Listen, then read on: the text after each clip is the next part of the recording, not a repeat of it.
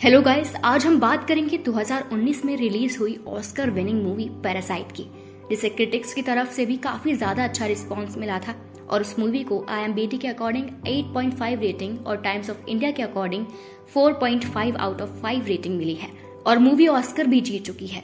तो दोस्तों, जैसा कि मूवी के नाम पैरासाइट से ही उसकी स्टोरी काफी हद तक क्लियर हो जाती है। अब बात करते हैं उसकी स्टोरी की। तो मूवी स्टार्ट होती है और हम देखते हैं एक फैमिली को जिसमें 4 लोग होते हैं, की टेक, उसकी वाइफ चुंग सुक, बेटी की जुंग और बेटा की वू, जो कि काफी गरीब होता है और पिज्जा का बॉक्स बनाने का काम करते हैं, जिससे उनका गुजारा नहीं होता। तभी वहां की वू का दोस्त आता है और वो इसे एक पत्थर देता है और बोलता है कि ये पत्थर जिसके पास भी होता है उसके दिन अच्छे हो जाते हैं। तभी की वू अपने दोस्त को अपनी फैमिली कंडीशंस के बारे में बताता है, तो उसका दोस्त उसे बोलता है वो अब्रॉड जा रहा है और वो एक लड़की को ट्यूशन देता है, तो क्यों ना की वू उस लड़की को पढ़ाने लग जाए। तो की वू कहता है कि उसके पास कोई डिग्री नहीं है, तो उसका दोस्त बोलता है कि मैं तुम्हारी सिफारिश कर दूंगा, तुम बस फेक डिग्री बनवा लो। तो की वू अपनी बहन से, जो कि एक आर्टिस्ट होती है, उससे फेक डिग्री बनवा लेता है और टीचर बनकर पार्क फैमिली में चला जाता है। पार्क फैमिली में भी 4 लोग होते हैं, हस्बैंड, वाइफ, बेटा बेटी, और एक मेड होती है, काफी टाइम से वहां पर काम कर रही होती है। तो की वू उसकी बेटी का टीचर बनकर वहां चला जाता है। तभी की वू को पता लगता है कि वो जिसे ट्यूशन दे रहा है उसके छोटे भाई को पेंटिंग का बहुत शौक है, तो वो अपनी बहन को अपनी कजिन जेसिका बताकर उसका पेंटिंग टीचर बनाकर पार्क फैमिली में भेज देता है। असली नाम इसलिए नहीं बताता कि किसी को उन पर शक ना हो। अब ये दोनों भाई बहन उन दोनों भाई बहन के टीचर बन जाते हैं। अब एक दिन पार्क फैमिली का ऑनर अपने ड्राइवर से जेसिका को घर ड्रॉप करने के लिए बोलता है, तो जेसिका बड़ी चालाकी से अपनी पैंटीज उतार कर उस गाड़ी में छोड़ देती है और मेट्रो स्टेशन पर खुद को ड्रॉप करने के लिए बोलती है। अगले दिन ऑनर कार में पैंटीज देखता है, तो उससे उसके ड्राइवर और जेसिका पर शक होता है, तो वो अपनी वाइफ से सारी बातें शेयर करता है। तो उसकी वाइफ जेसिका से पूछती है, तो जेसिका उसे बताती है कि वो घर नहीं, मेट्रो स्टेशन पर ही उतर गई थी। तो वो लेडी अपने ड्राइवर के कैरेक्टर पर शक करते हुए उससे जॉब से निकाल देती है। अब जेसिका उसे बोलती है कि उसके फादर के दोस्त का ड्राइवर है, वो चाहे तो उसे जॉब पर रख सकती है, और वो लेडी वही करती है। अब जेसिका, उसके भाई की वू और उसके फादर, तीनों को पार्क फैमिली में जॉब मिल जाती है। अब वो अपनी मदर को भी उसी फैमिली में मेड के काम के लिए दिलाना चाहती है, पर वहाँ पर रह रही मेड को निकालना इतना आसान नहीं था। वो तीनों मिलकर प्लान बनाते हैं और प्लान के अनुसार की वू पीच के ऊपर के पाउडर को उस मेड पर डाल देता है।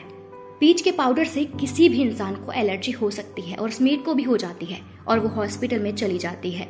और जब वो हॉस्पिटल में होती है तो ड्राइवर फोटो क्लिक करके अपनी ऑनर को बताता है कि उसने उसकी बातें सुनी है, कि उसको टीवी है, और उसकी हॉस्पिटल की फोटो भी दिखाता है। तो ऑनर को यकीन नहीं होता, तो वो ड्राइवर को अपनी बेटी जेसिका को कॉल करता है और बोलता है कि हम थोड़ी देर में घर आ रहे हैं, तुम पीच का पाउडर उस लेडी पर डाल दो। जेसिका ऐसा ही करती है और उस लेडी को फिर से एलर्जी हो जाती है। वो मेड एक टिश्यू यूज करती है और डस्टबिन में फेंक देती है। तभी वो ड्राइवर डस्टबिन की तरफ जाता है और उस टिश्यू पर केचप डाल देता है और अपनी ऑनर को दिखाता है। अब उस ऑनर को यकीन हो जाता है कि उसकी मेड को टीवी है, तो वो उसे जॉब से निकाल देती है और अब ड्राइवर की वाइफ को एज अ मेड रख लेती है। अब ये पूरी फैमिली पार्क फैमिली में बड़ी चालाकी से काम करने लगती है और किसी को शक भी नहीं होता कि ये एक ही फैमिली है। एक दिन पार्क फैमिली घूमने के लिए जाती है, तो ये चारों घर में एंजॉय कर रहे होते हैं। तभी पुरानी मेड आती है और कहती है मेरा कुछ सामान इस घर में छूट गया है। तो वो मेड घर के बेसमेंट में जाती है। जब वो पुरानी मेड काफी देर तक बाहर नहीं आती, तो न्यू मेड वहां जाती है और देखती है कि वहां एक आदमी भी होता है, जो कि उस पुरानी मेड का हस्बैंड होता है और यहाँ 4.5 साल से रह रहा होता है, जिसकी जानकारी पार्क फैमिली को भी नहीं होती। तो वो पुरानी मेड बोलती है कि इसके बारे में वो किसी को कुछ ना बताए और उसके हस्बैंड को यहीं रहने दे। उसके हस्बैंड पर बहुत ज्यादा कर्जा होता है, अगर किसी को भी पता लगा कि वो जिंदा है तो लोग उसे मार देंगे। इस बात पर न्यू मेड ऐसा करने से मना कर देती है और पुलिस को बुलाने को कहती है। ये सारी बातें छुपकर जेसिका, उसका भाई और उसका फादर भी सुन रहा होता है। तभी उनमें से किसी का पैर फिसल जाता है और वो तीनों गिर जाते हैं। तभी की वू के पैर में चोट लग जाती है और वो कहता है पापा मेरा पैर।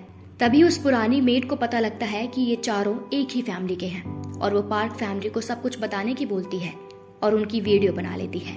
वो मेड उन सबको लेकर ऊपर जाती है और हाथ ऊपर करके खड़ा कर देती है और उनकी वीडियो बना लेती है। ये चारों उन हस्बैंड वाइफ पर हमला कर देते हैं और उनसे मोबाइल लेकर वीडियो डिलीट कर देते हैं। तभी टेलीफोन की घंटी बजती है, तो ऑनर का कॉल आता है।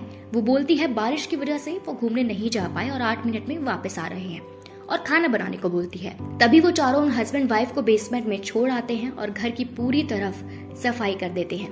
तभी पार्क फैमिली आती है और उन्हें कोई शक भी नहीं होता है और वो तीनों इस घर में छुप जाते हैं। पार्क फैमिली खाना खाती है और उनका बेटा बाहर टेंट में जाकर सोता है, तो घर की ऑनर और उसकी वाइफ हॉल में ही सोते हैं, जिससे वो अपने बेटे पर नजर रख सके।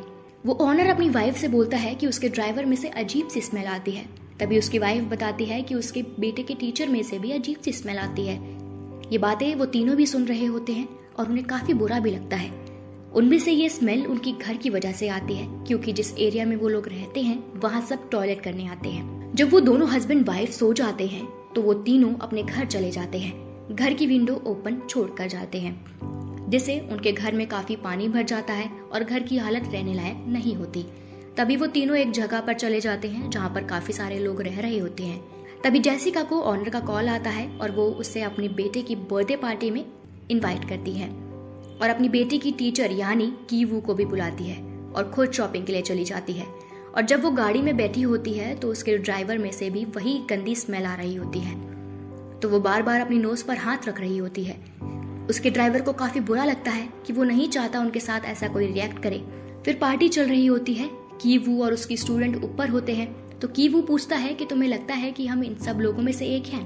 तो वो हाँ कर देती है, लेकिन वो इनमें से एक नहीं होते। फिर वो सोचता है कि बेसमेंट में जो लोग अगर वो ऊपर आ गए तो उनका राज सबके सामने आ जाएगा और उन्हें नौकरी से हाथ धोना पड़ेगा। फिर वो वही पत्थर जो कि उसके दोस्त ने दिया था उसे निकालकर बेसमेंट में चला जाता है, जहाँ वो पुरानी मेड और उसका हस्बैंड होते हैं। लेकिन उस मेड की उसी रात मौत हो चुकी होती है जब वो लोग उन्हें बेसमेंट में छोड़कर आते हैं, क्योंकि तब वो भागकर ऊपर की तरफ आ रही होती है। तभी न्यू मेड उसे लात मारकर गिरा देती है। उन चारों को भी इस बारे में पता नहीं होता कि वो नीचे पहुंच जाता है। उसके हाथ में वो पत्थर होता है, किसी तरह पत्थर उसके हाथ से गिर जाता है। वो उन दोनों को मारने आया था जिससे उनका राज कभी सामने ना आए। तभी उस मेड का हस्बैंड कीवू पर हमला कर देता है और उसकी बुरी हालत कर देता है और पार्टी में पहुंच जाता है और चाकू से जेसिका पर वार कर देता है और उसे मार डालता है। जेसिका की माँ उस आदमी को मार डालती है जिसने उसकी बेटी को मारा। तभी घर का ऑनर वहां आता है और उस आदमी के पास से कार की चाबी उठाता है अपने बेटे को हॉस्पिटल ले जाने के लिए, जो कि ये सब देखकर बेहोश हो चुका होता है। चाबी उठाते टाइम ऑनर को वही गंदी स्मेल आती है, तो वो अपने नाक बंद करके उसे चाबी उठाता है। उसका ड्राइवर खुद को पुरानी मेड के हस्बैंड से रिलेट करता है, क्योंकि उसमें से भी वही स्मेल आती है और ऑनर उसके साथ भी ऐसा ही बिहेव करता था, जिसका उसे काफी बुरा लगता था। तो वो इस सब से गुस्सा हो जाता है और अपने ऑनर को भी मार डालता है कि वो बच जाता है। फिर उन माँ बेटे पर चीटिंग का केस होता है, पर कोर्ट उन्हें छोड़ देता है। पार्क फैमिली वो घर सेल कर देती है और जर्मन फैमिली उसे खरीद लेती है और उस फैमिली को वहाँ की हिस्ट्री की कोई जानकारी नहीं होती। और उसके बेसमेंट पे आज भी कीवू के फादर यानी कि वो ड्राइवर होता है, जो कि अपने मालिक को मारने के बाद यहाँ आकर छुप जाता है और किसी को पता नहीं चलता। फिर वो मोर्स कोड के जरिए यानी लाइट ऑन करके अपने बेटे को कीवू को मैसेज कर देता है कि वो अभी भी जिंदा है और उस बेसमेंट में ही है।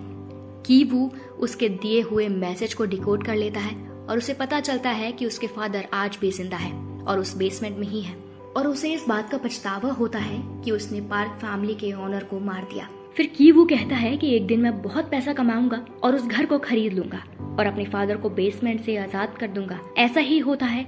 कीवू वो घर खरीद लेता है और उसके फादर उस बेसमेंट से बाहर आ जाते हैं, अपनी फैमिली से मिलते हैं। लेकिन ये सब कुछ कीवू के फादर की एक सोच होती है, रियलिटी में ऐसा कुछ नहीं होता और मूवी यहीं एंड हो जाती है। अगर आपको ये मूवी पसंद आई हो तो वीडियो को लाइक, शेयर और हमारे चैनल को सब्सक्राइब करना ना भूलें।